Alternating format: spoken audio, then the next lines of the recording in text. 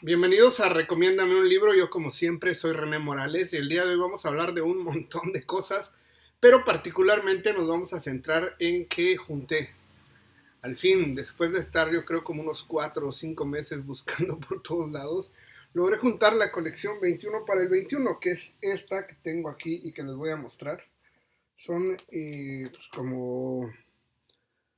como el nombre lo dice, 21 libros editados por el Fondo de Cultura Económica y que se editaron en el 2021, a finales, en octubre del 2021, con la intención formal de celebrar los 500 años de la caída de Tenochtitlán, los 200 años de la consumación de la independencia y una serie de actividades relativamente interesantes. Se sacaron 21 libros, prácticamente se regalaron, todos eran prácticamente gratuitos, aún se consiguen. Básicamente se regalaron en el Fondo de Cultura Económica, en librerías Educal, en algunos eventos públicos y en mi caso pues yo tuve que visitar así punto por punto varias librerías Educal en Chiapas y en alguna escapada que me di para la Ciudad de México y pues fui así buscando uno por uno. También recibí en varios eventos públicos y al final pues resulta que contacté a alguien por internet en la Ciudad de México que estaba vendiendo la colección completa y decidí comprarla, aunque pues técnicamente no se vendía, pero pues yo, en mi afán por tenerla, porque me interesa muchísimo y porque me parece una muy buena colección, muy bien editada y pues ahí está, ya la tengo.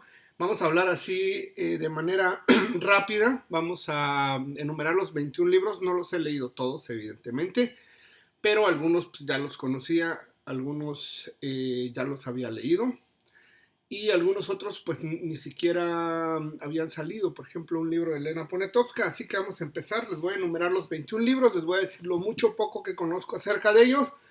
Y pues sí, diciéndoles esto, todavía hay libros, pueden ir al Fondo de Cultura Económica más cercano a su ciudad, pueden ir a cualquier librería Educal y solicitarlos, simplemente se tienen que apuntar en una lista.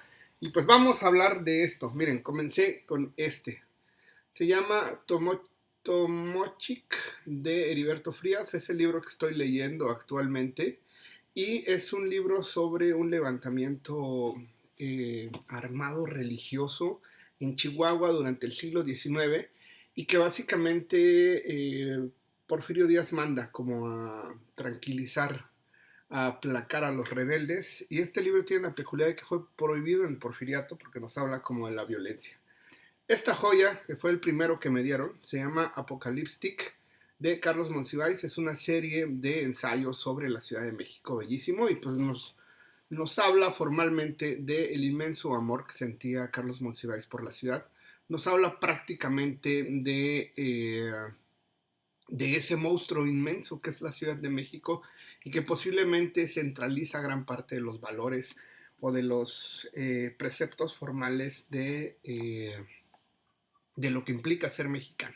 Vamos con esta joya de Elena Garro, la esposa famosísima de Octavio Paz, que se llama Y Matarazo no llamó, una novela policíaca relativamente interesante que básicamente no conozco, no he leído, pero posiblemente lo vaya a hacer. Yo conozco muy bien la obra de Elena Garro, pero no conozco esta novela. La voy a leer, me parece interesantísima. Me gusta mucho que el Fondo de Cultura Económica se haya animado prácticamente a reeditar Elena Garro y a reeditar una novela no tan conocida.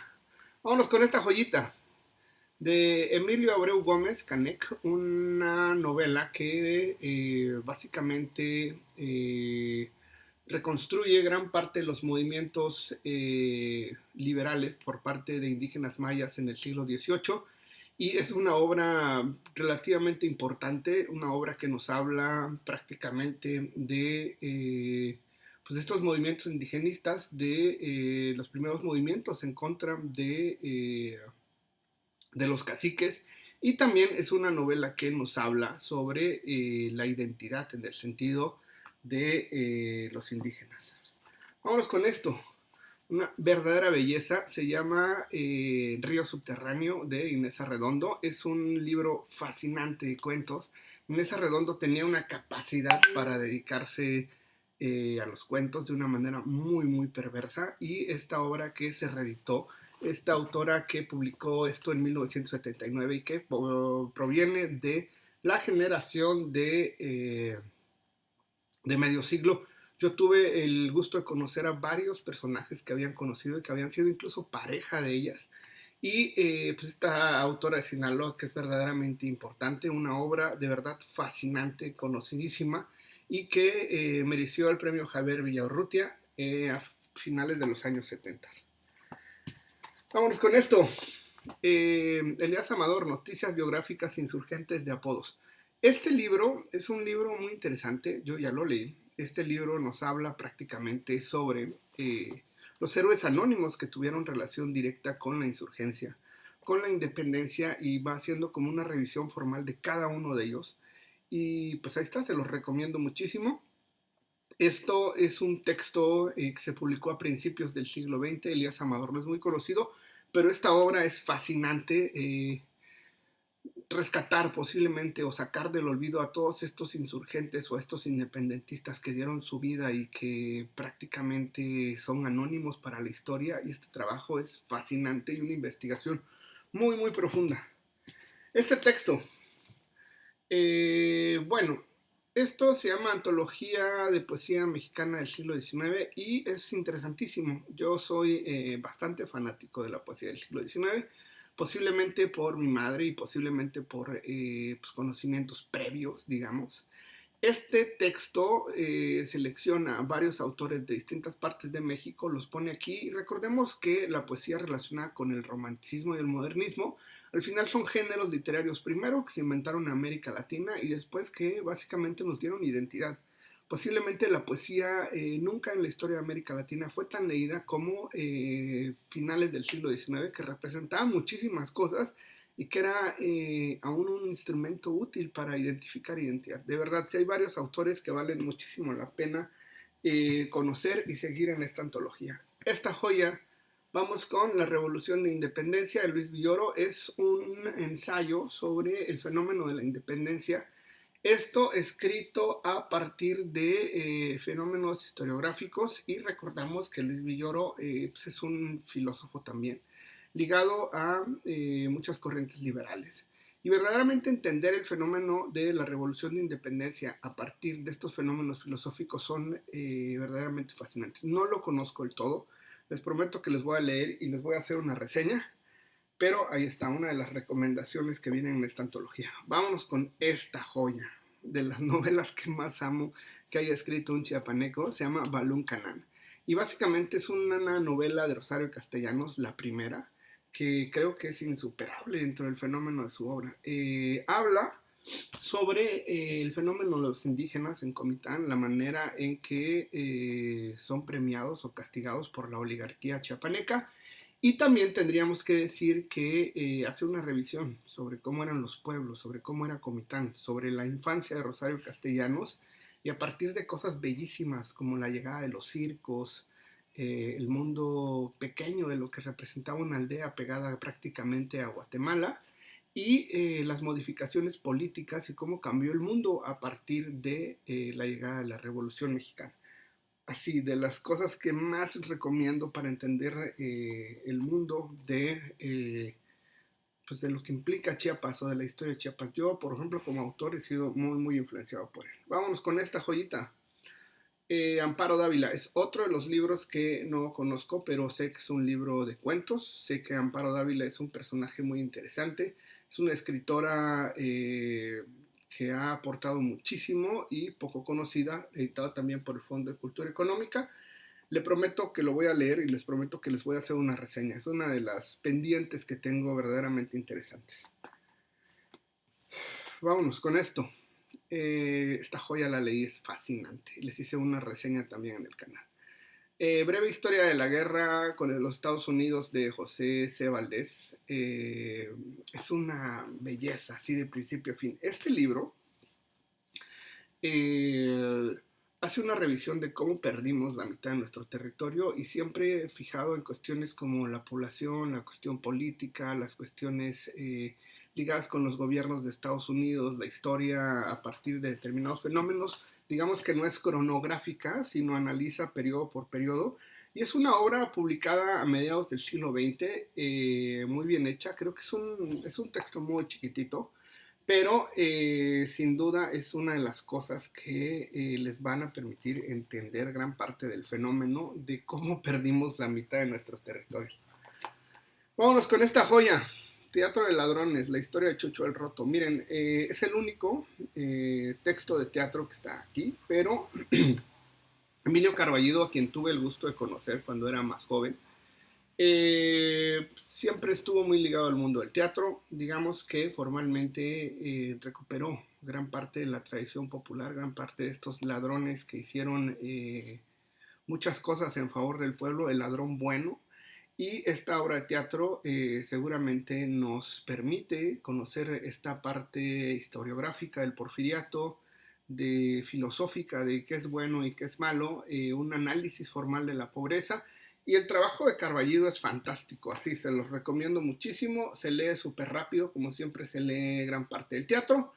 Y pues ahí está, estas ideas de la justicia, que son temas que pues, aún siguen como estando muy, muy pendientes dentro de la historia mexicana. Vámonos con esto. Octavio Paz, El laberinto de la soledad. Miren, es bellísimo. Así, es un ensayo precioso que analiza gran parte de lo que implica ser mexicano, los excesos, gran parte de lo que implica ser norteamericano. Creo que es un ensayo fundamental para entender qué somos y de dónde venimos, que es una pregunta que aún sigue muy vigente dentro del espíritu mexicano, y Octavio Paz, con muchísima inteligencia, pues digamos que nos permite desarrollarnos y nos permite acercarnos a esta realidad. Nos vamos con Josefina Vicens, El libro vacío. Es una novela. Esta autora no la conozco, no he leído el libro, pero les prometo que lo voy a hacer. Es una novela que sé que básicamente se centra en un autor que todas las noches se dedica a escribir textos y que después quiere como desaparecerlos. Sé que es una novela muy interesante, muy peculiar, porque analiza el mundo de las oficinas, de la burocracia, de lo aburrida que puede llegar a ser la vida. Y vamos con esto. Esto también lo leí, me parece precioso. Se llama Crónicas de Amor, de Historia y de Guerra, de Guillermo Prieto. Este material es una joya de principio a fin. Es una serie de crónicas sobre su participación como soldado cuando tenía 20 años en contra de la invasión de Estados Unidos. Nos habla prácticamente en primera persona de lo que implica conocer al general Anaya, de lo que implica formalmente haber conocido a Santana.